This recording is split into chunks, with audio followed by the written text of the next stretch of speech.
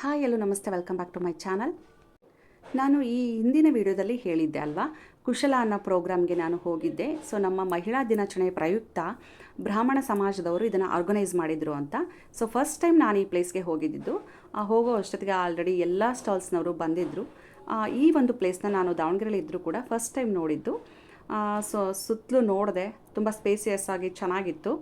ಅದಾದ ನಂತರ ಸೊ ಇಲ್ಲಿ ಒಬ್ಬರ ಅಂದರೆ ಈ ಫೌಂಡರ್ ಏನಿದ್ರು, ಈ ಬಿಲ್ಡಿಂಗ್ ಓನರ್ ಏನಿದ್ರು, ಸೊ ಅವರ ಒಂದು ಸ್ಟ್ಯಾಚು ಇತ್ತು. ಅದನ್ನೊಂಚೂರು ವಿಡಿಯೋ ಮಾಡಿಕೊಂಡು ನೆಕ್ಸ್ಟ್ ಒಳಗಡೆ ಹೋದೆ.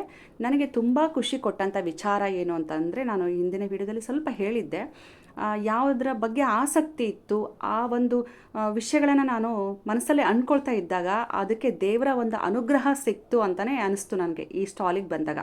ಯಾಕೆಂದರೆ ಸುಮಾರು ಕಡೆಯಿಂದ ಬಂದಿದ್ದರು, ಒಂದಲ್ಲ ಎರಡಲ್ಲ, ನೋಡ್ತಾ ಇರ್ಬೋದು ನೀವು. ಇದು ಸಪ್ರೇಟಾಗಿ ಅಂದರೆ ನಂಬರ್ಸ್ ಕೂಡ ಕೊಟ್ಟಿದ್ದರು, 1 2 3 ಅಂತ ಹೇಳಿಬಿಟ್ಟು.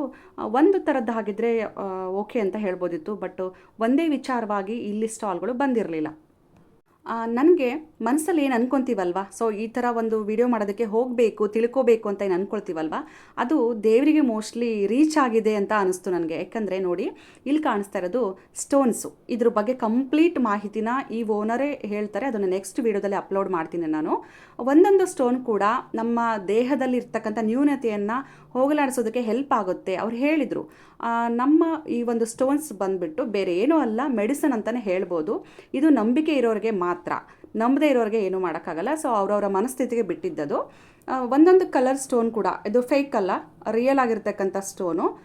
ಒಂದೊಂದು ಕಲರು ಒಂದೊಂದಕ್ಕೆ ನಾವು ರಿಲೇಟೆಡ್ ಆಗಿ ಕೊಡ್ತೇವೆ. ಸೊ ಅದರ ಒಂದು ಬೆನಿಫಿಟ್ಸ್ನ ನಾವು ನೋಡಿದ್ದೀವಿ, ನೀವು ಕೂಡ ಫೀಲ್ ಮಾಡ್ಬೋದು.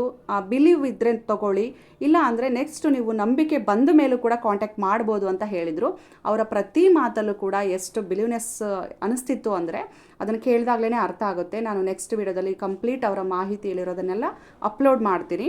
ಇದನ್ನು ಸ್ಟೋನಲ್ಲಿ ಇರ್ಬೋದು, ಬ್ರಾಸ್ಲೆಟ್ ರೂಪದಲ್ಲಿರ್ಬೋದು, ಈ ಥರ ಪಿರಮಿಡ್ ರೂಪದಲ್ಲಿರ್ಬೋದು, ನಾವು ಮನೆಯಲ್ಲಿ ಇಟ್ಕೋಬೋದು, ಅಥವಾ ಆಫೀಸ್ ಬೇರೆ ಬೇರೆ ನಮಗೆ ಎಲ್ಲಿ ಅವೈಲೇಬಲ್ ಅನಿಸುತ್ತೋ ಅಲ್ಲೆಲ್ಲ ಕೂಡ ಯೂಸ್ ಮಾಡ್ಬೋದು ಅಂತ ಹೇಳಿದರು.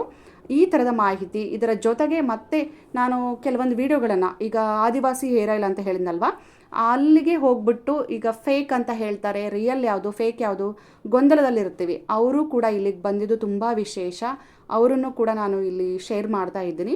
ಅಂದರೆ ಅವರಿಂದ ಕೂಡ ಮಾಹಿತಿಗಳನ್ನು ಕೆಲವೊಂದು ತಿಳ್ಕೊಂಡೆ ನಾನು. ಸೊ ಅದ್ರ ಜೊತೆಗೆ ತುಂಬ ಖುಷಿ ಕೊಟ್ಟಂಥ ವಿಚಾರಗಳು, ವೆರೈಟೀಸ್ ಆಫ್ ಕ್ಲಾತ್ ಇರ್ಬೋದು, ಜ್ಯುವೆಲರಿ ಇರ್ಬೋದು, ಎಲ್ಲ ಸ್ಟಾಲ್ಸರು ಕೂಡ ಬಂದಿದ್ದರು. ನನಗೆ ಪರ್ಸ್ನಲಿ ತುಂಬ ಇಷ್ಟ ಆಗಿದ್ದು ಈ ಥರ ಸ್ಟೋನ್ಸು.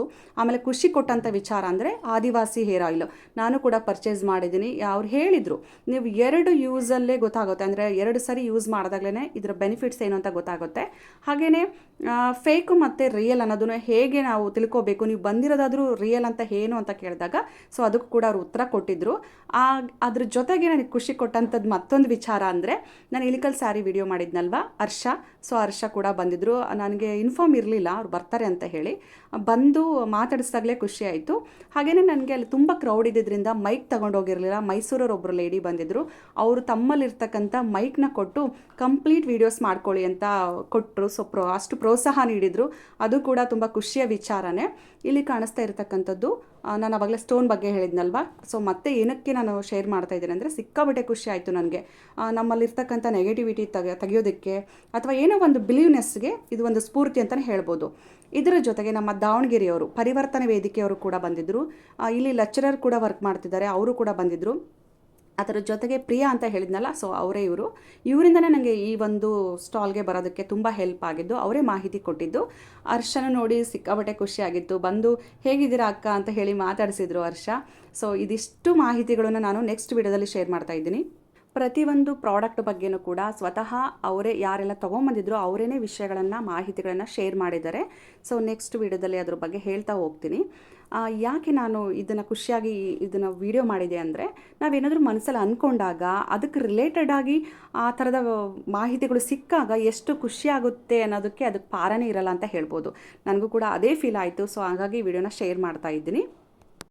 3 ಡೇಸ್ ಇದ್ದಂಥ ಪ್ರೋಗ್ರಾಮಲ್ಲಿ ನಾನು ಫಸ್ಟ್ ಡೇ ಹೋಗಿದ್ದೆ. ಎಷ್ಟು ಚೆನ್ನಾಗಿ ರೆಸ್ಪಾನ್ಸ್ ಇತ್ತು ಅಂದರೆ ಅವತ್ತು ನನಗೆ ಸಿಕ್ಕಾಪಟ್ಟೆ ಖುಷಿಯಾಗಿತ್ತು.